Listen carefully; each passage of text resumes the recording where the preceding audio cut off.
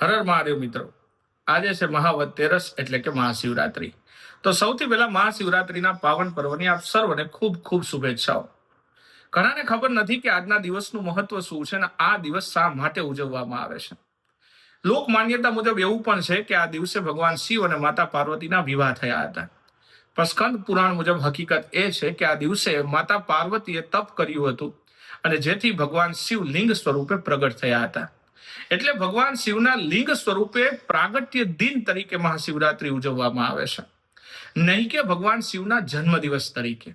કેમ કે ભગવાન શિવનો જન્મદિવસ હોઈ જ ના શકે, કેમ કે ભગવાન અકાલ છે, સમયના દેવ છે। અને આ જ દિવસે ગુજરાતની અંદર એક સરસ મજાના ભવ્યાતિ ભવ્ય આધ્યાત્મિક મેળાનું આયોજન થાય છે। આ મેળાનું નામ તમારે કમેન્ટમાં લખવાનું છે, સાથે હર હર મહાદેવની કમેન્ટ કરવાની છે અને સાથે આવે જ વારસાની અવનવી માહિતી માટે આપણી સાથે જોડાયેલા રહેવાનું છે। તો વિડીયોને શેર કરો અને ખાસ ફોલો કરી દેજો પ્રશાંત શબ્દ પેસિફિકને, અને મળીએ નેક્સ્ટ રીલની અંદર। ત્યાં સુધી જોડાયેલા રહો। હર હર મહાદેવ।